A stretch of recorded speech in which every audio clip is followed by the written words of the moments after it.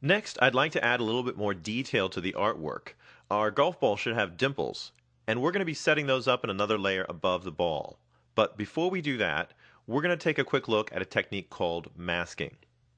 In Flash, masking allows me to take one layer and crop out portions of it with another layer. Just so we know how this works, let's create a masking example on a junk layer, and then we can simply get rid of it when we're ready to do the dimples. I'll go up to the layer palette and show hide all the current layers. And then we can make a new layer right above our selected one. Then we just need to draw something in the layer that we can mask. I'm just going to select the rectangle tool up here. And I'm going to change the fill color to be this rainbow kind of gradient here, just so we can see the edges of the rectangle. I'll just sketch out a big old rectangle here. It's got our rainbow filling it up. And then in order to mask the rectangle, I'm going to add a layer above layer 6. We'll go right back up to our layer palette, choose new layer, and we'll draw something into that layer. Now I'm going to switch to the oval tool in this case, and switch my fill color to a solid color, something recognizable like pink. I'm just going to draw an oval right on top of that.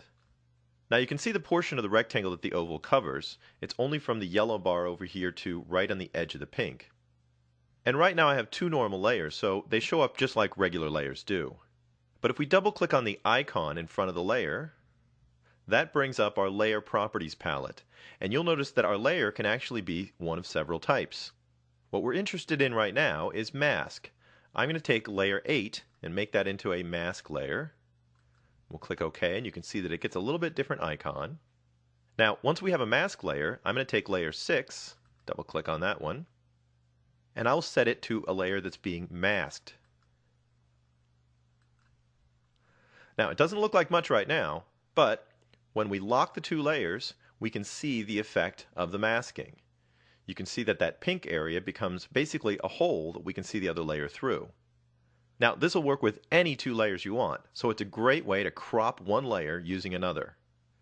It doesn't matter what the mask looks like, but notice if I unlock it, we can go back to seeing the original layers and then work on them.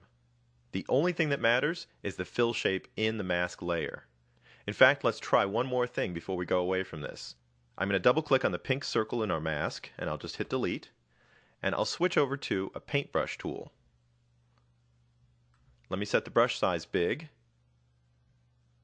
and I'll just squiggle out a brush shape. Since I put that into the mask layer, when I go back and lock both layers, you can see that's the new shape of my mask. And we can still see portions of the rectangle through it. Now one last thing before we get rid of these two layers. I'm going to remove all the settings I put on the layers. I'm going to unlock both of them, and I'm going to double click on the layer icon and set them both back to normal layers. There's one, and you can see the other one went with it. Now the reason I wanted to undo all of that stuff is because I wanted to show you the shortcut for setting up a mask layer. Once you have your two layers and the shapes drawn in them that you want to act as your mask, all you need to do is right click on the mask layer. Now if you don't have a 2-button mouse, just hold down the control key on a Mac while you left click. You'll notice here in the right click menu we have a mask option, and when I turn that on, it actually changes all the rest of the settings for me. It set the second layer that's being masked, and it locked both layers so that we can instantly see our mask selection. Now we're going to be doing this on the golf ball, so we really don't need these two layers. I can actually just select them and hit the trash can, and we can get rid of them both so that we can go back to working on our golf animation. Let me quickly bring back all the layers by clicking on the eyeball.